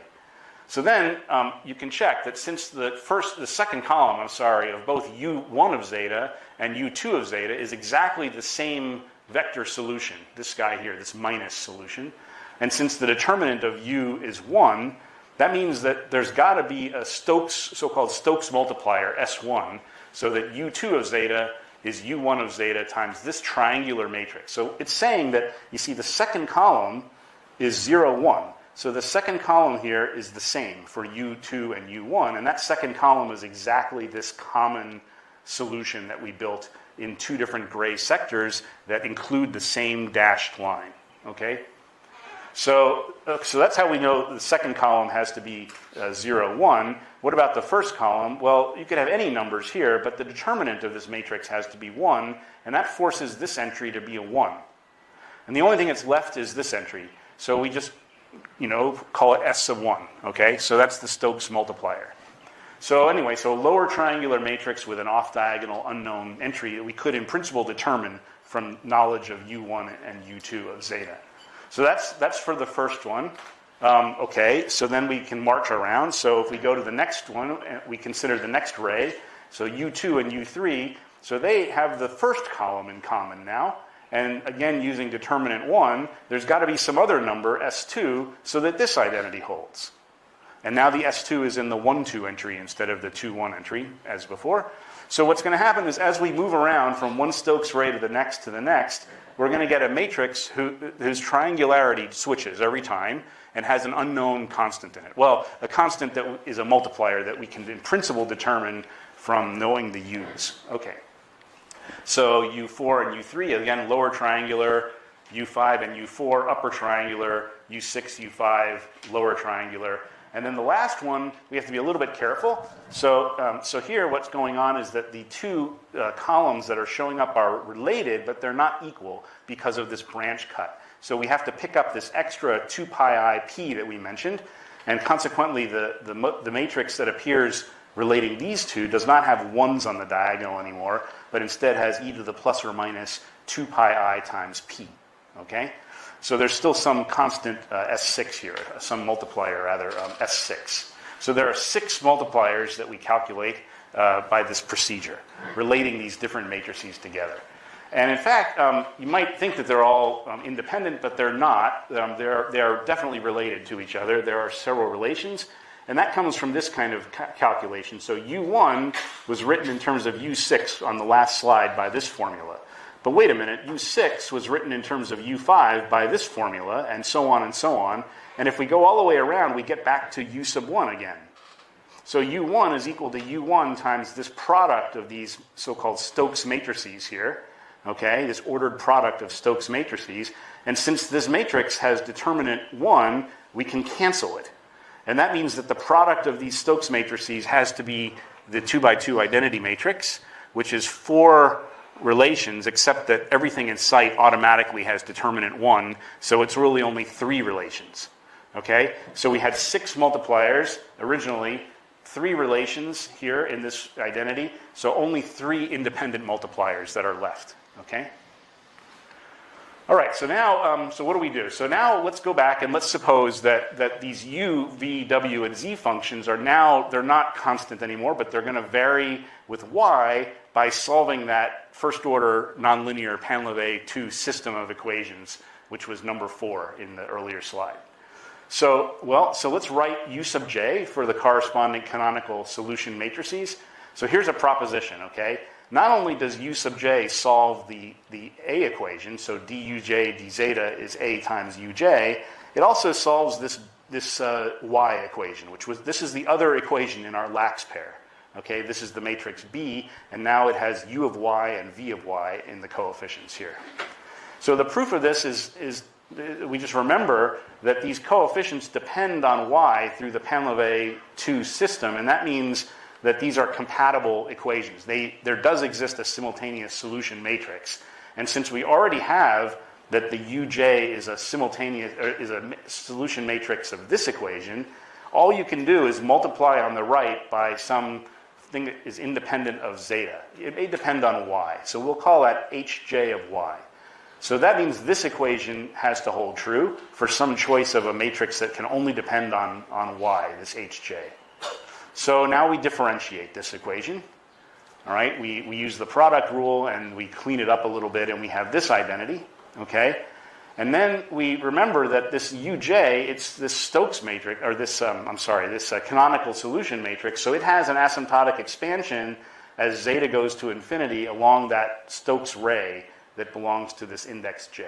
So that expansion looks like this. It's 1 plus 1 over zeta times something that depends only on y, and so on. And so we plug this now into this equation. And now the result looks like this. So what we see on the left-hand side, we have this quantity. This is some matrix, H prime times H inverse, and it's conjugated by some factors here, which are diagonal matrices.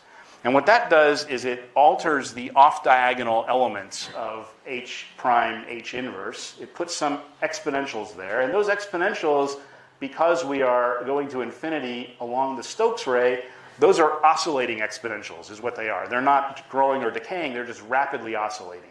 That means that the off-diagonal elements of the left-hand side have no limit as zeta goes to infinity. However, on the right-hand side, we have this expansion, and certainly this thing has a limit. It's just this off-diagonal matrix here. Okay? So that means that in order for the limit for this equation to make sense, this product in the middle has got to be a diagonal matrix. That's what it means. Okay? And not only that, but this diagonal matrix then has to, then these factors cancel completely. So we just have H prime H inverse is equal to this. But that's a diagonal matrix, and this is an off-diagonal matrix. This is a computation to check that if you commute C of y with this sigma 3 matrix, that's an off-diagonal matrix. So this is off-diagonal, that's diagonal, that means this has to be 0. So H prime is 0, and that means that H is in fact a constant matrix. So it's true, going back to the original problem here, this H is a constant matrix, so we may pull it out of the derivative and cancel it here. Okay? So that's saying that, in fact, this equation really does hold true. Okay, so those canonical solution matrices, they solve also the y equation.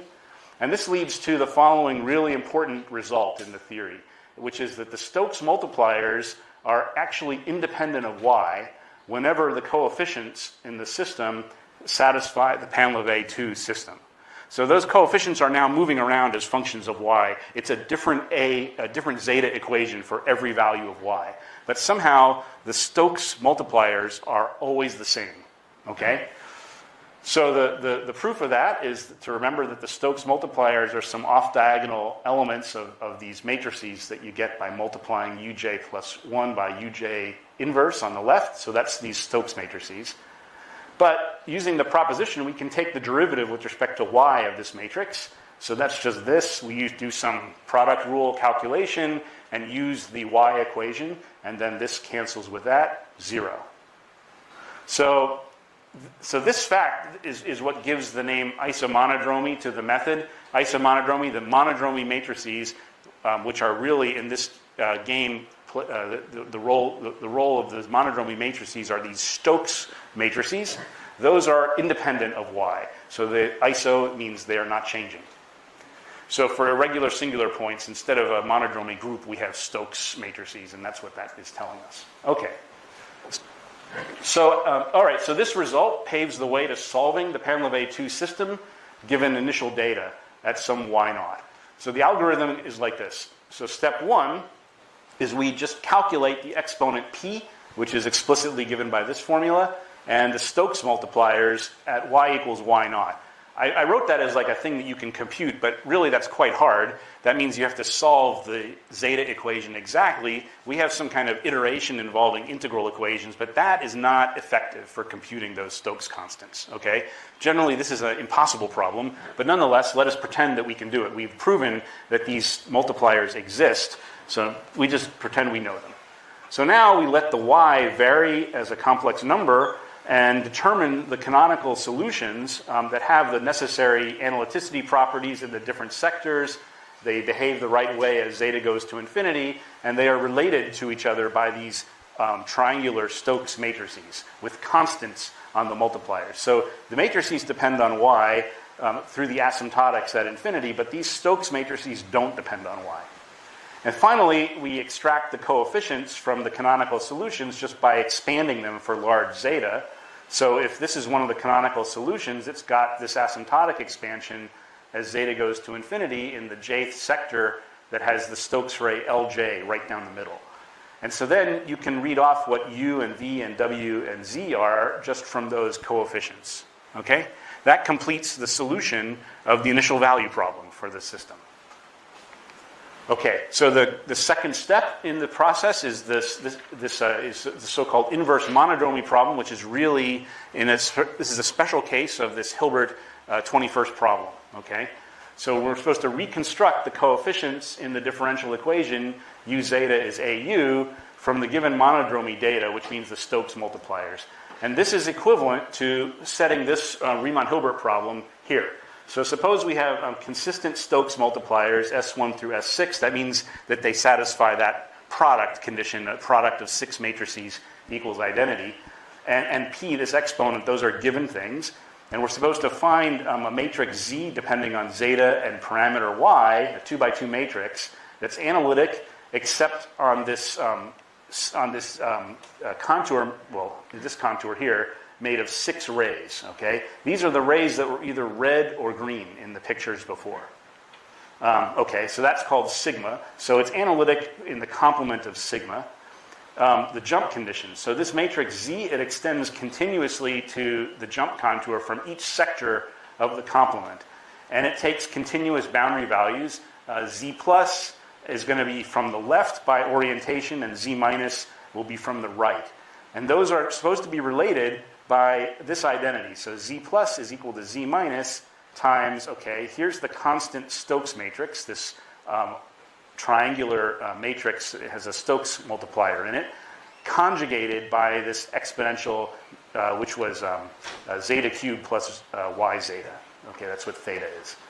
So then we normalize Z by behaving like this power as zeta goes to infinity, and this limit can be taken in any direction. So these are sort of cataloging all the things we know about the matrix U, and U is related to Z, actually it says right here, by a formula like this. The only thing is just an exponential factor relating them, but the point is that that's going to reconstruct, these are just the conditions on the U rewritten somehow in terms of Z. So this is the jump contour for the problem, and the Stokes, these jump matrices defined on the 6 rays are given by these formulas here. So we're looking for an analytic function in the complement, and the plus is related to the minus by the corresponding matrix multiplier. And the normalization at infinity is written on the previous slide. Okay. Anyway, okay.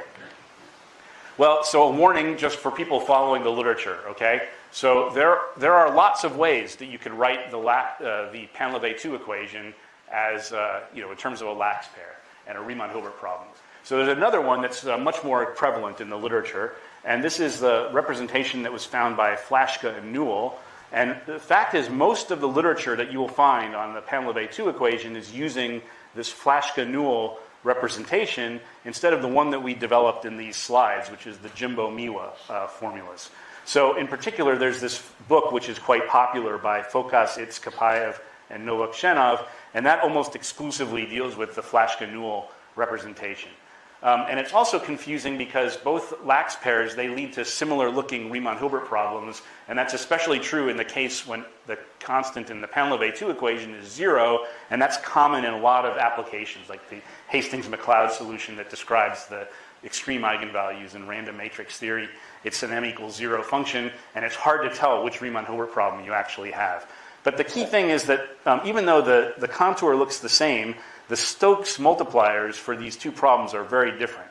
So for instance, if you take rational solutions of the Painlevé 2 equation, in the Flaschke-Newell theory, all the Stokes multipliers are 0, every single one of them. But in the Jimbo-Miwa theory, this is not true, and so we'll calculate them now just to see that. Okay, so here's a simple case. So the Painlevé 2 equation, let's set the parameter m to 0. So it's the homogeneous Painlevé 2 equation like this. And we suppose that for some given y naught, we have 0 initial conditions. Okay? Well, then it's completely clear from this differential equation that the solution is also the 0 function. So this has the 0 solution. Okay, so actually that solution of this equation for Painlevé 2, it corresponds to a one-parameter family of solutions of that first-order system. So you just work it out that u, the function u of y, can be any non-zero constant, which we will write as e to the kappa. W of y is identically 0. V of y is related to the kappa again in this way times y, so that's a linear function. And then z of y is again a constant. So there's a linear function and two constants and a 0, okay? But these constants are sort of arbitrary. This kappa is an arbitrary constant. So, okay, so then from the one-parameter family of solutions of this Painlevé 2 system here, then you can check what the integration constant is. There's a formula for it, and it's just 0. So that's consistent. It has to be. We started with the homogeneous problem, and we got back to it. So that means that the corresponding exponent is minus a half. P is minus a half. And so now we can find the Stokes multipliers just by remembering that these canonical solution matrices have to be simultaneous solutions of both of these problems. So my strategy is going to be this. This problem looks hard. It has quadratic coefficients in zeta. But this problem looks easier because the B matrix involves the u, v, w, and y, and that's at worst linear in y. So this is like an easier equation for me to solve, I think. So I'm going to solve that and then somehow pick the constant so it also solves this problem. So here's the B equation, or the y equation. There's the linear coefficient down here. So anytime you have a second-order equation, basically, with a linear coefficient, you start thinking Airy functions, and that's exactly what solves this problem. So you massage the problem around a little bit, so the u1 as a function of y, if you eliminate the u2, solves basically Airy's equation in the variable y, so you should just kind of, renormalize things, pick a different centering and so on, introduce this c variable, and so then f double prime, which is u1, as a function of c, it solves Airy's equation. So anyway, so then the second component comes along for the ride like that. That's how it is. So this is a formula for a fundamental matrix, and these are just any old solutions of Airy's equation. So, okay, so then you have this constant matrix in terms of y, but it could depend on zeta. And when you take this and plug it into the A equation over here, then you discover that the C has to be independent of zeta also. And so that means that you may as well take the C to be the identity matrix because the F1 and the F2 are already kind of general solutions of Airy's equation. Okay, so now we've got to pick the solutions of Airy's equation to give us the right asymptotics in the different sectors. That sort of satisfies these relations here, and P, remember, is minus a half. Okay, so it turns out that you can work just with the Airy function itself and the two rotations of it like this. So F0, F plus, and F minus, okay?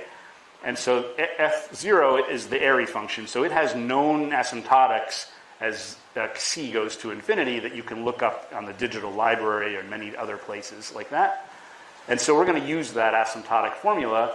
So we have correspondingly three sort of column vectors for the U built out of the F0, the F plus, and the F minus. And then you can check that from the asymptotics of the Airy function, that in these indicated sectors here, you can work out the asymptotics of, say, V0. It looks like this for large zeta. This is for V plus and for V minus, okay? So now the idea is to take that and make those things match the desired asymptotics for the Riemann-Hilbert problem. And so to satisfy the desired asymptotics for U, we've got to pick in these sort of 6 different sectors, we have to pick different combinations of these columns. So this one has, this multiple of V plus and that multiple of V minus, and so on. Now the asymptotics are satisfied at infinity for the problem. And the last thing to do is to check what is the jump between this one and this one. And all you have to do there is use what are known as connection formulas for Airy functions. Okay? Any solution of Airy's equation can be written as a linear combination of any 2 fundamental solutions. So that's the strategy here. So here's the main identity that one uses. So AI of zeta plus this rotated version of it plus this rotated version adds up to 0. That's the connection formula. And that implies this vector identity here. So for instance, if you express the columns of U in this sector in terms of the columns of U in the next sector with this identity, then you get this relation here, and you notice, hey, I have here a triangular matrix with a number down here in the 2-1 entry. That's got to be the number S1. And then you just repeat, okay? So S2, S3, S4, S5, and S6. So now you've calculated all the Stokes multipliers for the 0 solution of the Painlevé 2 equation with m equals 0. Okay, but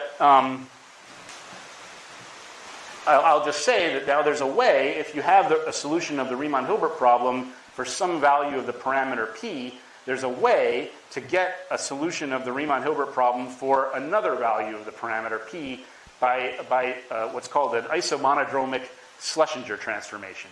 Named after Schlesinger, and isomonodromic because we're not going to change the Stokes multipliers, okay? So the idea is really simple. You just take this Z matrix and you multiply it on the left by something entire. And that leaves all the analyticity properties and jump conditions completely unaffected. The only thing it changes is the normalization condition at infinity. So the simplest choice is to try like a linear function. So P and Q are some constant matrices, and we will multiply on the left by this factor. And so we want to get that this Z tilde satisfies the corresponding normalization condition for some other exponent P tilde that maybe should be related to P. And since these 2 power functions show up in the asymptotics at infinity, you expect that with a linear function here, you should be able to change the P by either adding or subtracting 1. So here's sort of the expansion of the Z tilde, like this, at infinity. So that's identity plus small should be this thing. We put in the factor P zeta plus Q, and here's the Z, and we expand it out, and we pick up a mismatch over here. So this is a mismatch, that's a mismatch, and when we expand it out, it looks like this. So now you just match things up to try to get down to this identity plus small on the left-hand side, and you discover that P has to be this matrix, Q has to be this matrix, and the only problem is that there's a U of Y in the denominator. That's maybe an issue. As long as you're not at a 0 of that function U, then these are well-defined multipliers. Okay, so at the end, having done the multiplication, you should now expand this Z tilde minus zeta to the negative P tilde sigma 3 and pick up the terms you need to get a solution of the Painlevé 2 equation. And so this is now the expansion with tildes on there, and you get some new coefficients. So this is a bit of a tedious computation, but it's completely straightforward. And those are now explicitly expressed in terms of the original U, V, W, and Z functions. So for instance, if you do this and reduce to the P function, so P tilde is by definition minus W tilde over 3U tilde, and that turns out to be this expression in terms of the original P function. So this is what's called a Becklin transformation. It maps solutions of the original Painlevé 2 equation with parameter m into solutions of this modified Painlevé 2 equation with parameter m plus 1. Okay? It was discovered as a formula. This was discovered by Lukashevich in the 70s, I believe. But anyway, the upshot here is that we start out with m is equal to 0, and we notice that the denominator in that Lukashevich formula can only vanish if m is minus a half. So if we keep incrementing m by 1, we're never going to hit minus a half. So we can iterate forever, okay? And if we do it, we're going to get some solution for every m by iterating this formula. And it's really easy to see that Lukashevich's formula takes rational functions into rational functions. So for every integer m, we're going to get a rational solution of the Painlevé 2 equation by just turning this crank. And there's only one solution for every integer m. That's the thing that's interesting. So, okay, so the transformation doesn't change the Stokes multipliers. It only changes this index at infinity. And that means that the rational solutions are hiding in this Riemann-Hilbert problem. That's just a special case of the one that we had before. So there are the Stokes multipliers for the 0 solution with m equals 0. But now m is any old integer. And the only place where m is showing up is right here in the normalization condition. Same jumps as before. Okay, so now you expand this z sub m, z superscript m at infinity, and pick off the right combination of the coefficients, and that is the rational solution of Painlevé 2 for index m, for parameter m, integer. And we might observe that this dependence on this annoying kappa that we introduced at the beginning is trivial because you can factor it off, which changes the u functions and the v functions, but it does not change the p function. And that has to be true because there's only one rational solution for every value of m, an integer value of m. So we're going to set kappa equals 0 later on. But this is just a way to show you that those rational solutions are built in. So that's pretty much the end. I just wanted to finish to say that, that these orthogonal polynomials and also the rational solutions of Painlevé 2 are sort of have some common features in that you can get both of them by sort of some iterative process, like Gram-Schmidt for orthogonal polynomials or iterated Lukashevich-Beckman transformation formula for Painlevé 2. But these are calculations that become increasingly cumbersome the larger m or n is, okay? The degree of the polynomial or the order of the rational solution. So that seems kind of bad. On the other hand, both of them can be obtained without any iteration at all by the solution of a Riemann-Hilbert problem that contains this sort of large order number as just an explicit parameter. So the rest of the lectures are going to be about how to take advantage of Riemann-Hilbert representations to deduce some features of the orthogonal polynomials and the rational Painlevé 2 functions that would be hard to get from these kind of iterative formulas, okay? That's the idea. Okay, so that's it for the morning, and here's some references that were referred to in the slides. Any questions? So this is a short course on Riemann-Hilbert method and also a short course on Painlevé equation. Yes. Just now you saw about the Airy equation. Well, maybe before that. So the formulation of the inverse monodromy problem, given that the linear equation has the Stokes phenomenon and also you have the jump condition. Okay. Right. And then the Stokes multiplier is independent of the function. Independent of y, yes. The formulation as a Riemann-Hilbert problem is very natural, right? Yeah, with those rays and so on. And I would like to ask a question about the Airy equation. The f plus and f minus. So is a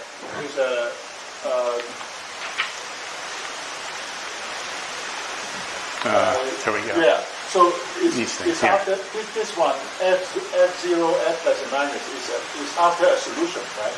It's after a solution of the Riemann-Hilbert problem, then you get the Airy. No. So no. This is coming. I'm not solving the Riemann-Hilbert problem. I'm solving here the direct monodromy problem. So I'm starting with the differential equations and solving the differential equations. Okay. Yeah.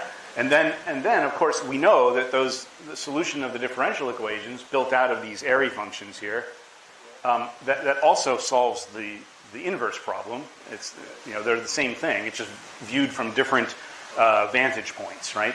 But the idea is we want to we want to calculate, really what I want to do is I'd like to know what the Stokes constants and the p variable are for a typical rational solution of Painlevé 2. But the way that we're going to get that is by starting with the seed from the Becklin transformation, which is the zero function.